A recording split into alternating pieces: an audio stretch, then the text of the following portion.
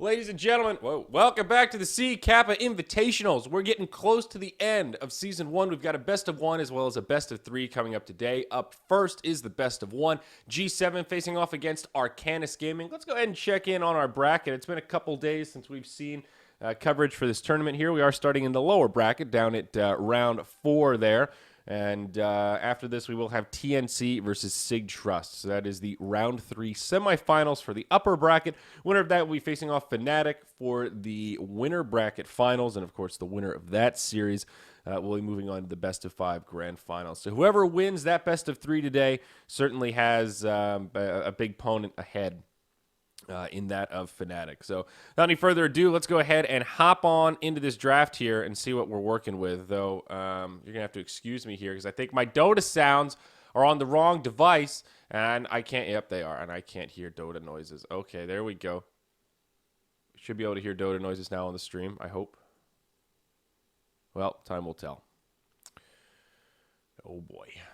Oh boy. So this should be a good matchup here. We've seen a lot of best of ones throughout this tournament, and the best of ones have actually been pretty darn exciting. There we go. Now we're unmuted. All things considered, we've seen both these teams perform very well at one point or another. I guess that kind of has to be the case if you're this far along in the bracket and you still haven't been eliminated, given that the entire lower bracket is best of 1, and elimination is kind of always lingering behind you. You're just one loss away from losing the tournament. We've seen picks stay somewhat steady. 10 seconds remaining. And of course I say that into the face of a first pick Medusa. 5 seconds remaining. And if I'm not mistaken, I believe it was G7 that did this on our last broadcast, actually, where they didn't first pick the Medusa. I think it was a second pick Medusa, actually. But it was a similar scenario in the sense that they had second pick, so they were able to grab a duo of heroes and then move right into bans. I forget who they picked alongside the Medusa last time. And what was interesting is that they used her in a very aggressive kind of 5-man death ball strategy. I was actually rewatching the VOD, and it really seemed like the other team was going to be the one death balling, and G7 would be the one sitting back, making sure their Medusa gets far and playing defense. And it was kind of the other way around. It was a little bit refreshing to see the combative Medusa come out once again. And it was that fairly straightforward build. You go phase boots, grab an early Yasha, get a couple of skirmish items, maybe an urn, an Aquila, those kind of, maybe a drum, something like that, and then just move right into the beefcake items, something like a Scotty or a Lincoln's if it's really a particularly good Lincoln's game. And the second pick, Witch Doctor, flows right into that strategy. He's, of course, one of the better 5-man death ball strategies, big stuns, big damage, and a lot of physical as well with that healing. I think, bold prediction here at this stage of the game, I think that this is going to be one of these kind of games where we're going to see G7 play this Medusa much more aggressive, and that's going to be what they bank on, that maybe Arcanys could draft a little bit greedy here. They put the Medusa out there, so the opposition thinks, all right, we need to match greed with more greed. And if they do that, G7 may be able to just death ball down those towers. Beastmaster here, the second choice for Arcanys Gaming. No big surprise. OD Beastmaster, a pretty standard opener this stage in the patch. Both those heroes have kind of been proven time and time again. OD because he's a lane dominator and does big damage, and Beastmaster because he also does big damage, contributes to the team fight with that passive, and gives you a lot of vision. Maybe one of the biggest aspects of the hero is that hawk that you can fly around. Get vision of runes, get vision of potential ward spots, see ganks incoming. He's just an all-around difficult hero to deal with. Huge lockdown, BKB piercing lockdown at that. Reserve time. Well, third ban's on the way now. Arcanys covering their bases here. Taking out the Brood Mother, always smart. If you don't have the tools to deal with the Brood Mama, she might make your life a living hell. And G7 going to think about it a little bit. I think a Nyx Assassin ban is totally warranted. And there you go. No surprise there. Bat Rider from Arcanys. All right. Guess a little afraid of some easy setup here. And Bat is definitely one of those heroes that can control the game, especially if you're doing one of those more aggro strats where mid-game fighting is kind of your bread and butter. 10 seconds remaining. Bat Rider can be really good with those strats. Dire Interesting team fourth ban from G7 here. They take out the Slark. I wonder if that's a respect ban or just a specific hero they don't like playing against. I mean, playing against a high-level Slark is always annoying. A very elusive hero against someone like Medusa who does rely somewhat on positioning. Not quite as much as a carry like Drow Ranger, for example, but still, if she gets locked down, if they don't have anybody, if they don't have any stuns or anyone that can kind of peel away for her, the Slark can sort of just go to 10 town. seconds And remaining. you don't really see Slarks get diffusal blades. I think those are the carries that Medusa 5 tends to seconds be the remaining. most afraid of. Slark, generally not one of them. It's still a Reserve really time. irritating hero. The fact that he steals stats also really hurts Medusa. She's one of few heroes that really benefits from all stats, maybe not equally, but in a much more well-rounded manner than every other hero. I think she's maybe the one hero that Ultimate Orbs could be considered a value pickup on, Radiant team pick. perhaps. I also like the choice to grab Medusa here against an opener of OD because Anti-Mage is a hero that comes to mind to try and deal with the Medusa. I hate to use the word counter because I don't know that it's that hard counter, but effective against the Medusa in certain situations. And you look at that Arcanys lineup and you think, well, I don't think they're going to play OD and AM in the same squad. It's just a little too much of 10 the same. seconds Sure, you've got remaining. damage, sure, you've got carry power, but you've almost no control. You've got these two 5 reasonably seconds squishy remaining. heroes that just want to auto attack and not take any damage themselves, and that's really tricky when two of your cores are Reserve that time. way. Especially now that they picked up the Beastmaster, they need some kind of semblance of team fight. They need some kind of AoE to deal with this onslaught coming from G7. They will grab the Earth Spirit as their third to go with the Witch Doctor Medusa, another great early game roaming support. We've seen a couple Earth Spirits in this tournament kind of take over the game in that early laning phase. Those initial ganks, especially when paired with somebody like a Witch Doctor, are really deadly. You get another stun coming out of the cask to pair with the Remnants, and you can set up for your mid pretty easily. A hero like OD is fairly susceptible. Even if he's forced to Astral defensively and survives the team initial pick. gank, he's still kind of in an awkward position. The mid hero for G7 will be able to kind of close the gap and put a lot of pressure on. So I like this pick from G7. Very aggressive here.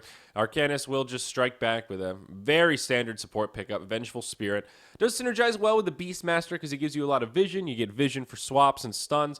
And that does make Venge's life a little bit easier. Also a pretty good hero to have against Witch Doctor or 10 Earth Spirit. seconds If your remaining. carry gets stuck in a shitty situation, Venge can sometimes 5 save the seconds day with the remaining. ult. I don't think it's an obvious Venge game, but seldom is it a bad game to have Reserve for a time. Vengeful Spirit. A little bit of minus armor as well.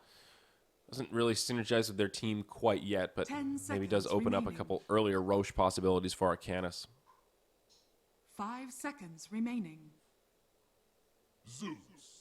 Ooh, hoo, hoo. Fourth pick Zeus now for Radiant G7. team pick. Well, there's your mid laner. And a hero that should struggle against OD. Not even just because he's int, partially because of range. Zeus should be able to farm some creeps with the lightning, harass the OD a little bit, but it's one of those matchups where the Zeus is definitely at the disadvantage and has to play a lot more conservative with his positioning. Rotation from Vengeful Spirit, a couple auto attacks from OD, and all of a sudden this pretty 10 healthy seconds Zeus is going to be remaining. looking damn squishy. But honestly, I think this mid lane is going to come down to the 5 rotations. seconds Both remaining. sides have a good rotating supports. We'll see what Arcanys grabs for their second support. They could go for the Reserve greedy time. jungler. I think they're wise to the idea that G7 has here, which is open with the Medusa, make them overreact to the late game, and then take a victory in the early to mid game. And the way they're picking around this OD, it seems like they realize they need a mid-game presence here. I mean, they could take something like a jungling Enigma. We've seen the greedy fours really pay some dividends in some of these games. And against the lineup like G7, sure, they can fight a lot early on, but they can't really push that well Dire early team on. back. I mean, they can take out outer towers with the healing, but they can't really break high ground easily at all. And this is not one of those games that's going to end in 25 minutes unless Arcanys completely falls apart in the lanes, which I doubt is going to happen. They will grab a Doom, and I think this is likely to be your greedy 4. We'll see him 10 go boots seconds first, remaining. roam around, try to set up a few ganks at level 3, level 4, and then just revert 5 right back to seconds farming. remaining. Utilize that Devour. I doubt he'll go hand to Midas, but get those aura items, contribute to the team, do all that stuff that Doom likes to do. We've seen this strategy Radiant work team wonderfully and backfire horribly for similar reasons why Enigma Jungle can either really succeed or really Dire backfire. team It makes your lanes a bit rigid. You can't just plop a Doom in the off lane with Beastmaster and be like, all right, man, now win the lane. You got to support. He just doesn't work that way. He's not that dynamic. He can be really annoying early on. He can find kills with just boots and a point in the scorched earth and chase people down. But if those initial ganks don't really work out, he's forced to play that more defensive recovery farm style in the jungle. And when Doom isn't that aggressor is when he just does not seem that scary. And these G7 rotations could really bring the pain to Arcanys, I think.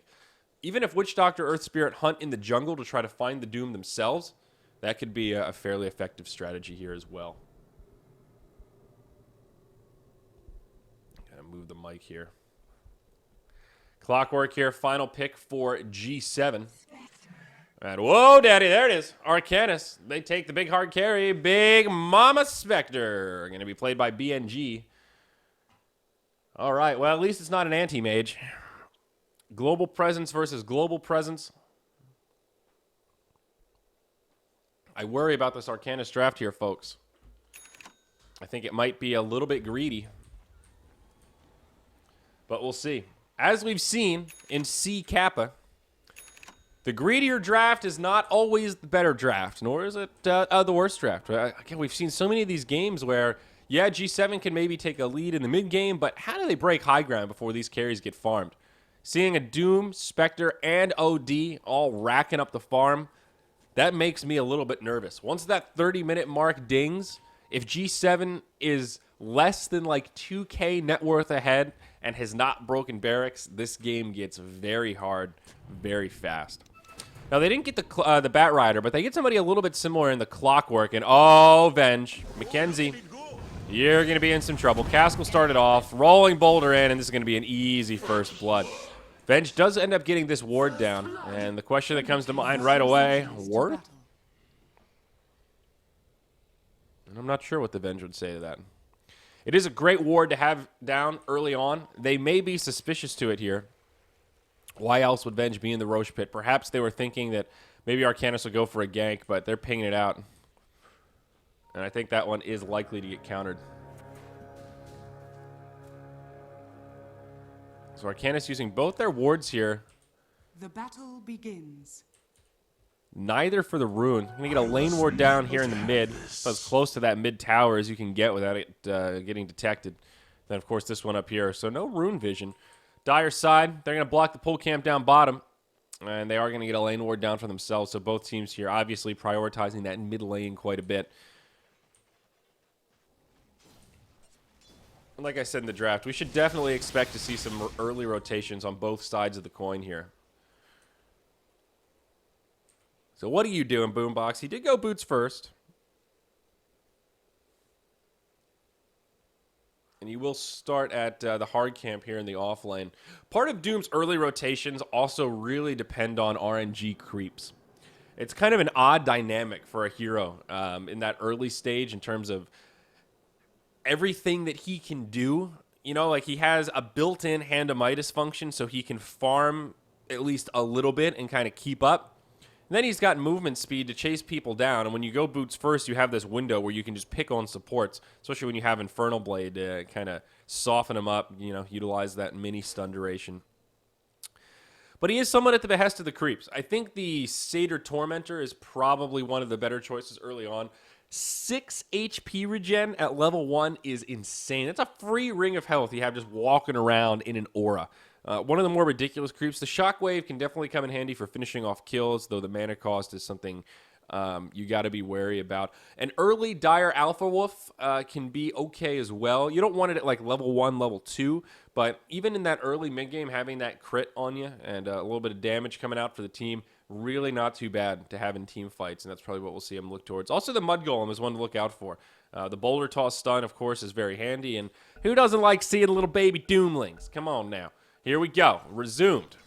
Man, it's cold in here today. I'm about to go get a sweatshirt. I got goosebumps on my arms. All right, so Doom gets a Satyr Tormentor camp. Speak of the devil. Look at that, man. 6 HP regen. This guy is a monster. Now he'll be able to clear out this camp. It just allows him to farm so much more easily. He can be more aggressive. He can feel okay about taking damage and not be sad that he only has 2 tangos left. Well, maybe he'll be sad, but won't need to cry about it for too long. I like what the Earth Spirit is doing here, though. Just trying to be a nuisance, keeping an eye on the Doom so the other lanes know that he's not in a ganking position. And, of course, trying to take whatever HP he can. Down bottom, Clockwork taking some damage here from the Venge. Spectre going to lose her remaining mana from that Cog. And old Clocky will make it out there. Not a bad trade for Shoti here. The Crayon. You did have to chew through a salve, but that's the end of both their mana pools. 1 clarity on the Venge, and that's it. So he should be feeling pretty good now. Meanwhile, on the Radiant side of the map, Boombox and the Earth Spirit are literally just duking it out. Earth Spirit, man, who's going to win this one? This is going to be one hell close of a duel. It's the Earth Spirit. Oh, my God. Boombox thought he had it with the Shockwave, and the Earth Spirit, man, he had it coming all along. He knew he had that Fairy Fire ready.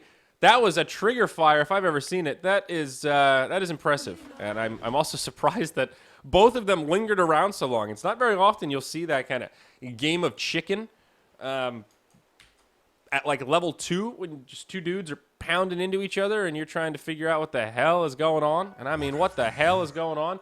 Let's take a look at that sick instant replay and relive the madness here. So Doom's punching him. Earth Spirit's punching him. Shockwave, Fairy Fire. Oh, God, Boulder. Doom's like, wait a tick. I'm not going to win this. If he had survived one more auto attack, maybe he could have gotten it. I think it actually came down to that one last auto attack. Whew. All right, action-packed game. Oh, God. Well, Clockwork got a kill. Sorry about that, folks. That's a big one, though. And that's part of the problem when you don't have any mana down here. Both Venge and Spec totally dry. If Clock catches you in the cogs with a level 2 battery assault, that squishy Venge is going down, and there's nothing the Spectre can do about it. Really nice pick for him, though. That'll set him up to be in a great place in terms of the off lane here. 7-5 compared to the 5-0 Beastmaster. Getting similar XP, but if Clockwork gets another kill, we're going to start to see that disparity really shine. But generally speaking, both offlaners having a fairly good time in this initial laning phase. Let's check in on the mid here, see how Zeus versus OD is going, and it is OD-centric, baby. 15-3 versus the 8-0 Zeus. And kind of what you would expect. Like I said, Zeus can definitely farm with the Arc Lightning. He can harass the OD. And once he gets to the higher levels, like once level 5 comes out, I think this gets a lot easier for Zeus. Once he fills up on HP and mana, the Lightning Bolt, 2 of those are going to zap back the OD. And he can't just be that bully anymore. So we're seeing OD take advantage of the lane while he can, while the supports have been occupied. And just look at play hard. He just runs up on him. And there's not much Kenji can do.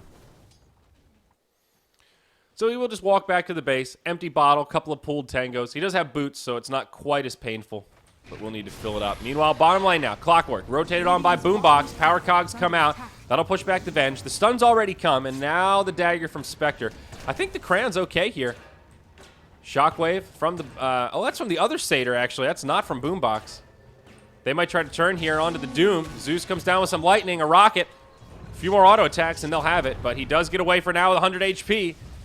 Earth Spirit says, I know how this story ends. I've been there before. But can't complete another chapter of the book, and the Doom will walk away. So a 2-hero TP rotation now from G7. We'll see the Clockwork just TP back home. And everything will just settle down there. No bloodshed. So Medusa pretty happy up in the top lane. She's just farming away, happy as a clam. 25 last hits, and does have a little edge over the Spectre, as BNG has had to spend some time zoning out the Clockwork, skirmishing a little bit. And Deuce is just playing PvE mode. I think G7 will be pretty quiet. I mean, they'll rotate with the supports, but we aren't going to see that 5-man team fighting start until Deuce at least has Phase Drum Aquila. Maybe even Phase Drum Aquila Yasha. But I think they will turn up the heat sooner rather than later. Nice little 3-0 lead they've got going on for themselves. Already, 1K net worth. It's the favorite for G7. By the way, what the hell's going on with this Witch Doctor mask? Never seen this thing before. The Shambling Trickster. Oh, mid lane. Kenji, you're going down, man. And that's what I was talking about with these rotations. They might get a counter kill back on the OD, and they will. Nice TP from the Witch Doctor. Helps sets it up. It's a 1-for-1. I doubt they'll be able to grab the Doom here. But these dire supports are just better at these rotations. Doom's more of a one-and-done kind of guy. He can run in, pop his Scorched Earth, chase down the Zeus and get the kill, but then he doesn't really have much else. Much more cooldown reliant, especially at these early levels. Even the Infernal Blade is a 16-second cooldown. Hawk dies here in the mid, and there are 3 heroes just ready to jump on this Doombringer. OD rejoins the party. And the supports start to back out. Radiant's middle tower is under attack. So Doom is level 4, though. Farming okay. He's kind of keeping tempo, but not really that crazy. You expect him to rotate. You expect him to try some ganks. And, 1 or 2 might be successful. Boombox is definitely not balling out of control yet. He is yet to take over the game. Somewhat obvious gank rotation here. Both teams with ward coverage. Going to see the Doom come around the backside. Playhard tries to set it up, but Boombox gets intercepted. Spectre actually haunts in here, goes right in onto the Witch Doctor, but Witch Doctor with a brilliant cast. Kenshi just needs a little bit more mana, and he can't quite get it. Witch Doctor will fall to the hammer of OD, and this skirmish in the mid lane will just be a 1-for-0 trade. Not even a trade at that, just a death on the Witch Doctor. OD getting credit. Well, good use of the haunt from Spectre. Just found level 6 not that long ago. And that's pretty much how you want to do it. Think of the hero as a passive farmer, and then every time you've got that ultimate up, you've got the ability to take a team fight. And that's pretty much what he did there. A little unfortunate he couldn't get the kill. The assist gold is, is it actually worth it to leave your lane just for an assist? And it's questionable. If he gets the kill, I think it's definitely worth it. If it's just an assist, probably a break even. You got to consider the loss for the Witch Doctor as well. And you're kind of factoring out the equation like that. We're going to see Boombox here as well as Mackenzie rotate up to the top lane. They know this Deuce has been farming, and they want to put some pressure on. They will have the Hawk over the tree line here, so they know exactly where Che is. Boombox on his way in. Primal Roar to get it started. Vengeful Spirit stun to follow up, and that's an easy kill on the Deuce. From full to 0. Not a chance for reaction. She was completely stun locked the whole time. Clockwork does rotate up. Misses the hook shot, unfortunately. And that means they're not going to be able to catch anybody for a counter kill. So in that context, it is a bit of a wasted TP for the Clockwork, as he's not going to get anything out of this but a little bit of creep farm here in the safe lane. He is level 7, though, and this is exactly when the Clockwork wants to start moving around. Both these off-laners pretty comparable in terms of state of the game as well as just the timing in which they want to come online. Hit level 6, start moving around, and open up space in the other lanes. Down bottom, I don't know what the hell that was, but Earth Spirit just feeds it to the Spectre. Zeus coming down, maybe looking for a counter kill. Pops the ult for a bit of vision. Does he have mana for the lightning bolt? He does not. This is going to end badly for Kenji. He goes down. Now Che comes in, gets off the Stone Gaze, finds the kill on the Spectre. But now there's more supports coming in here. Play hard, sets it up with the Astral, and there's even a rotation from the Venge. This is a 5-hero death squad for Arcanys. And Che, he's going down. No way about it. Wait, can they actually turn this? There's the Death Ward, the cask. Che's gonna turn, stand his ground, and fight. He gets the OD. Mackenzie coming in, finds him with that stray auto attack, but the full Death Ward destroys the likes of Arcanys. And the hero Witch Doctor with the funny mask is the man that makes the plays happen. 7-6. It's G7 that come out big in this team fight, but it's not done yet. Sydney now on his way in with a Primal Roar. BNG says, hey baby, I'm back. Let's haunt in. Goes right for the Witch Doctor to find a bit of vengeance, but the Beastmaster falls as well. They might be able to keep Ling alive, but no. He falls after some ring around the rosy, and BNG will back out as well. It's a bloodbath in the bottom lane as both sides lay into each other. They'll harass back the Spectre as the Magnetize continues to chunk him down. He will survive through it, eat his stick charges, but he is not looking so healthy. My, oh me. What an exchange, man. Look at that gold graph. Let's take a look at the replay here. Let's just relive the madness because that was a little too much to digest in one fell swoop here. So, where did it begin? Ah, yes, it began with that weird failed gank on the Spectre, which I didn't really understand. We did just miss a kill in the mid, but we're not going to worry about it here. So let's just take a look at this replay. It started off with the Earth Spirit thinking he could do something against the Spectre, but went in a little bit early. And that started this whole thing off in this weird sequence of events where they committed deep on the Spectre. So they lose 2 heroes before they even kill the Spectre. But Medusa comes in, kills the Spectre. So it's a 1-for-2 for now. Che barely ends up living. And actually manages to turn it. kills the OD before he gets out here. It's a pretty impressive sequence from G7. It's really this Death Ward, though, that does it. Destroys the OD, the cask is bouncing around, forces the Beastmaster back, and the Venge, well, tries to commit for the kill and does get it, but it costs her everything. Beastmaster comes back in and then dies later. What a crazy fight. That's why I love SEA Dota. Look at that gold graph, and I think it pretty accurately describes what happened in that last sequence. One team was way ahead, then the other team, and then they struck back the other way. So, moral of the story is we got a damn even game on our hands. 11 minutes in, 8-8. Both sides turning up this match. Kind of a high-octane bloodbath at this rate. Looks like Blade Mail going to be the item of choice on the Clockwork. Good value stats there. And oh, Ling walking up to the high ground. But oh, he's got the cask. Spectre actually haunts elsewhere. They get the kill on Zeus as Doom goes in and finishes him off. Now they're going to try to set up onto Earth Spirit. But again, the Witch Doctor ult. This time it's interrupted. Magnetized, doing huge damage. Gets the kill on the Venge. It's a 1 for 2 so far. And Earth Spirit goes back in. Resets the Magnetize. And now Clockwork with a hook shot. Tries to grab the Spectre, but he will be able to dagger away. Instead, they're going to focus on the Tomb, who still has Magnetize on. He drops the ulti onto the Earth Spirit. This will be enough for a kill. Maybe Cran can get there for the deny. Give him the love tap. Give him the love tap. He gets it. So 1 for 2, but there was an opportunity cost, and that is Medusa. Farming away in the top lane, and she will get a free tier 1 tower. And I think that's the difference maker here. Or, oh, it's actually a 1 for 3. Pardon me. Zeus died. So still probably a small advantage for Arcanys, but I think G7 are okay with letting the Medusa farm, especially since Spectre was fighting that entire time.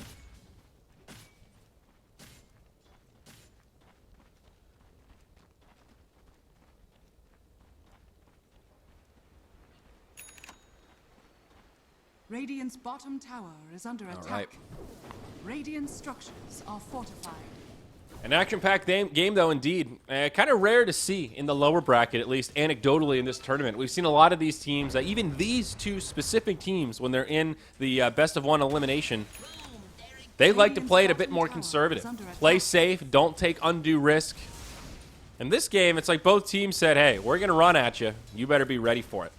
Shay closing in on the Yasha now, has Aquila, Drum, Juan, and Phase Boots. And as you're seeing here, G7 is finally starting to commence the 5-man. This timing is right on point to what we expected. 13 minutes in, just shy of the Yasha. They want this Dusa moving. She's even been somewhat combative already. 2-2-1. Kind of pales compared to the 3-1-3 Spectre. Whoa, everybody look out. BNG's coming in hot. BNG's actually had a really good game as well. I think this is one of those matches where you're seeing that difference in kill, like the opportunity cost of kills. You know, you see that in pub games a lot. Players that don't understand that, well, I got a kill and I'm the carry, so that's better. BNG, 3-1-3, a great record to have 14 minutes in, is 1,000 net worth behind the Medusa. Now, they are 2 towers down, so it's not a completely fair comparison. But, you know, you look at the raw CS, Deuce is up by 50%, 93 to 62. You look at the kills, yeah, sure, Spectre's been fighting more, but Deuce has been farming a lot better, and she's in much better shape right now at this particular stage in the game. A late game hero that you don't think of having team fight presence at the 15-minute mark, but hey, man, she can come online and she can certainly participate. Going to see the death ball continue here for the Dire squad. 5 heroes grouped up in the mid as Arcanys rotate forward to the top tier 2. They leave OD solo in the bottom lane. And now we'll see G7 split off, finish off the tier 1 mid. And now they're going to go for this gank on OD. Really smart play from Play Hard to push out the bottom lane, kind of bait this rotation in, and then TP just in the nick of time. The tower falls, but now they're ready to contest, and G7 are split. This is not ideal for the Dire. Shay pops the ult, turns Boombox into the petrified stone. Now the rest of the team fight can transpire. Doom did go out on the Dusa, soon to expire, about 30% duration left. Now Cran hook shots in, gets off the blade mail, but gets put in Astral right away. Oh, that's not ideal, but now the cogs come out. Boombox locked in place. They'll just blow up the OD. Zeus gets credit for that one. Swamp not going to be enough to save the Doom, and it will cost Mackenzie his life, I think. Still 5 alive. They're trying to chase her down. A few more auto attacks, and they'll get it. They've got the Urn Charge deployed already. And this Earth Spirit seems dedicated to this kill. One more remnant. It's FIFA Friday, baby. Can he get the kick? Nope, but the Snake will find it. A 3-0 in the Radiant jungle. It seemed like such a bad start for G7. I love the way Arcanys tried to begin that fight TP in just as the tower is falling. They committed to finish off the tier 2 in the top lane, and they had a big window to catch G7 while they were split. But it was a really smart play from the Clockwork to use his hook defensive well to an ally to get into the fight more quickly here. We're going to check out the replay. Let's relive the madness. So here we go. Play hard TP's back. He pulls 3 of them out of position. Doesn't defend the tower, but here it's a 2-on-2, 3-on-2 even in this mid-skirmish. It seemed like they could just pick off these 2 before the rest of the fight starts, but they can't. They essentially waste the Doom. They make the mistake of leaving Kenshi alive. Then the Clockwork comes in and just completely breaks it up, and this is how the rest of the fight spirals. The advantage that Arcanys had was that they had the numbers advantage. They had a 3-on-2 against the 2 big cores of G7, but they did almost nothing with it. They couldn't even kill one of them. And if you can't do that, then you certainly can't win a 5v5. Now we'll see Arcanys make a very risky play. They move right into the Roche pit. Hey, baby, there's a dire ward right here. They scouted out with the Clockwork Flare. And Arcanys just back out of the pit. Of course, they have to... I'm surprised they even walked in there without trying to counter ward. 16 minutes in, that's a pretty standard area of the map to have warded up. Not even for Roche, just to have access to the river, just to see where the runes are. Now we're going to see the fight break out, though. G7 goes up to the high ground. Doom comes out right away on the Dusa, and all the ults get blown. Haunt as well as the global from Zeus. Who's going to die first? It looks like it's the Witch Doctor. He did channel his ult, but is it going to be enough? They've lost their Dusa as well, but finally the OD goes down. 1 for 2, and Arcanys are still on the hunt. They're pinging out Kenji as they want more. The Earth Spirit will lag behind, try and make some space. It'll cost him his life. Cogs now come out from the Clockwork. TP on cooldown from Kenji, and now he's going to get sandwiched. This is liable to be a full team wipe. Cran dies, as does the Zeus. And just like that, G7, who just found a successful team fight, throw away that lead. 2,800 net worth exchange goes in favor of Arcanys. The Medusa still number 1 on net worth, but BNG nipping at her heels. Less than 1,000 away, and now they're going to get this tier 1 tower as a reward. And all of a sudden, Arcanys completely breaking this game open. I mean, talk about topsy-turvy, my word. They will take the biggest lead we've seen yet this game and actually take the tower advantage as well. 3-2 in remaining outer towers. Arcanys with 1 additional. They move back into the Roche pit. They are determined to take out this big guy. But again, the ward is there. G7 see it right away. They all TP in, and Arcanys won't be able to claim the Roche off that one. But we do see some nice item progression on this Radiant side. Doom now picks up the mech to go with his Drum of Endurance. Yasha up on the Spectre. And he's had it for a little while now, but Vlad's on the Beastmaster. I love nice early Vlads like this. Just helps buff up the team damage when you want to fight like this. Mech is so good in these kind of scenarios, and both teams have it. The Earth Spirit has picked up 1 for G7. And speaking of the devil, it is G7 now in the Roche pit. Boombox goes walking on in to face check. He'll lose half his HP as attacks there. G7 are committed to Roche, but Kenji taking big damage. He gets stunned. He gets brought down. Witch Doctor ult comes out. It will get interrupted, though. Roche still alive, and neither side can be able to claim it during the duration of the fight. This Magnetize doing work, though. Spectre finishes off the Witch Doctor. Now Che takes the Doom, and it looks like another bad fight for G7. Arcanys are going to be able to live through the Magnetize. Play hard, TP's home. Just barely lives to tell the tale. And all 5 are still alive. It's a complete 5-0 team wipe. Oh my gosh, and Arcanys claimed the Roche. Aegis now goes to the Spectre. What? I'm beyond words. 3,500 net worth swing again. I can't believe this. This game was so even. Both sides completely breaking even in these skirmishes. One side pulls ahead and the other takes it away. And this is back-to-back team fights for Arcanys. And now we're seeing a huge lead. Not that insurmountable lead, but they are going to snowball off this momentum. We talked about the Arcanys squad. They're the side that has more greed. They're the squad that's going to scale just a little bit better. And they're doing so well in these team fights now. They're just jumping all over G7. It seems like they also realize that the Death Ward is a huge part of G7's damage. The Death Ward and Zeus are almost all of their damage right now. And if you look at that team fight, I should have queued up a replay here. Zeus died very early on, and it's hard for him. I mean, they've got a lot of positioning tools. Doom doesn't have a blink, but he's pretty speedy. He can go cruising on in, hit him with an Infernal Blade. You've got stuns and swaps from the Venge, the global presence from the Spectre, and the Beastmaster, who can just train all of his summons onto the Zeus and then use the Primal Roar if he's in position. There's not much Zeus can do to survive through that. Even half of what I just described is still going to be enough that he's going to be taking peripheral damage and not really have an easy time. As long as they can control him and interrupt the Witch Doctor when he uses the Death Ward, easy peasy. They can take these team fights. The last fight that G7 won, well, we remember it was the full duration Death Ward that actually turned the tide. So this Witch Doctor and Zeus, they need to be so cautious of their positioning now in these team fights that it's damn hard. Zeus has now picked up a Staff of Wizardry, either a Force Staff or a Yule's Scepter, I reckon. Either or will be helpful here. Positioning tool or something to help him just reset a little bit. But look at the overall farm.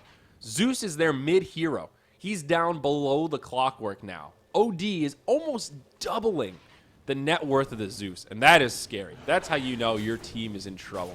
And his damage output is really going to start to jump up now. He went for the Blink Dagger and the Drum, and this is when it actually gets really scary. OD is up a full item on Zeus. 2 items, kind of.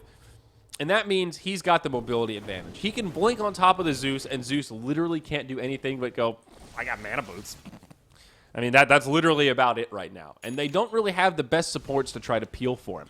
Witch Doctor can throw out a cask, but chances are that'll be on cooldown. And even so, that's not a huge disable. You know, I think Arcanys can deal with a paralyzing cask if it means jumping on the Zeus.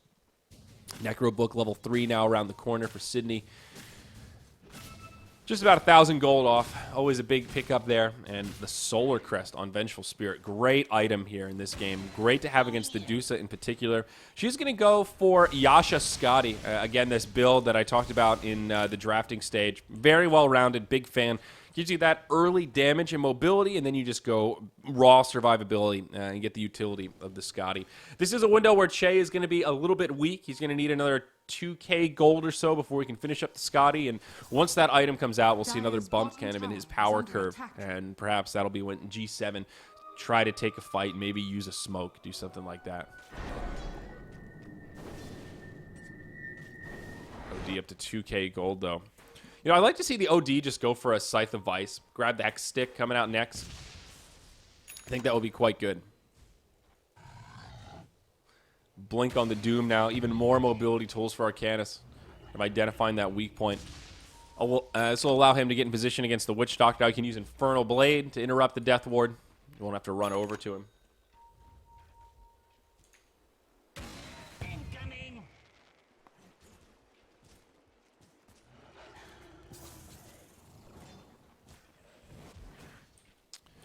Team fight budding here. Smoke used by Arcanys. There's the Haunt from Spectre. Doom's been used on the Dusa. They're going to be able to bring down the Witch Doctor. It's kind of an awkward fight. I think Arcanys were definitely hoping for more, deploying a Doom and a Haunt. But with Witch Doctor down, they will at least feel safe pushing this Tier 2 tower. The last outer tower remaining for G7.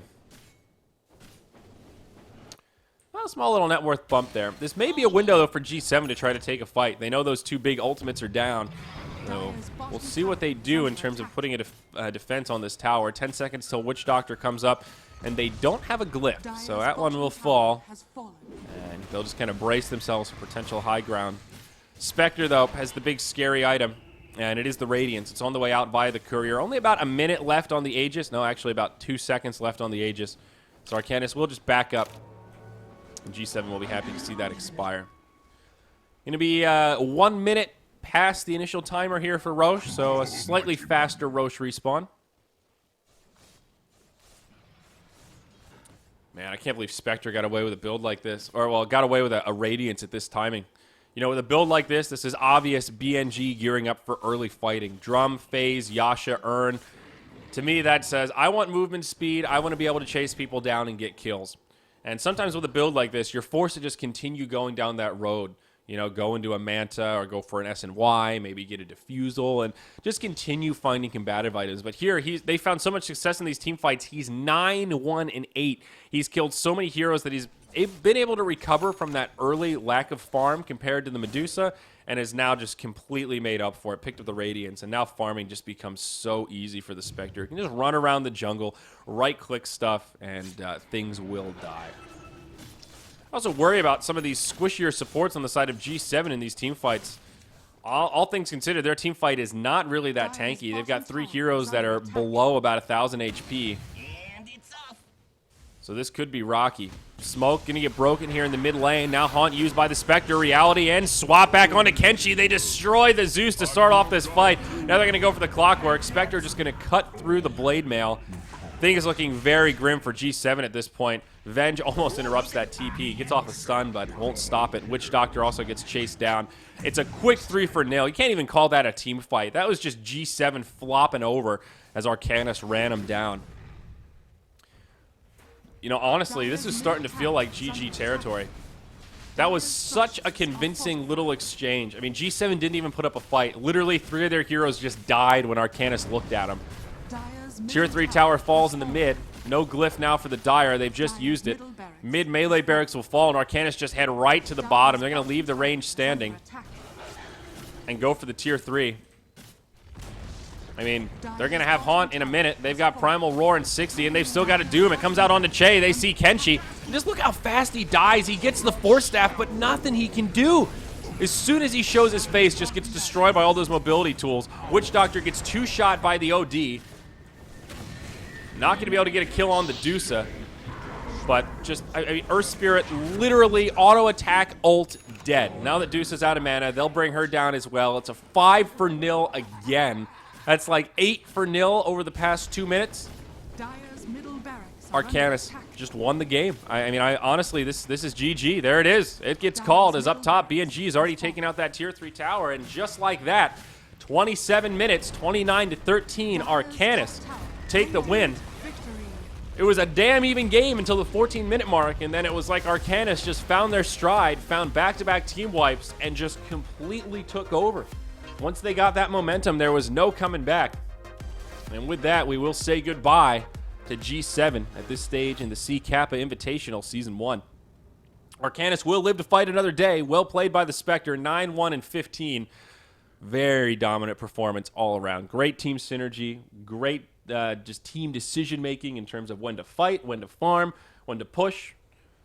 Some interesting plays around the Roche pit, but in the end, man, those Roche skirmishes worked out well in their favor.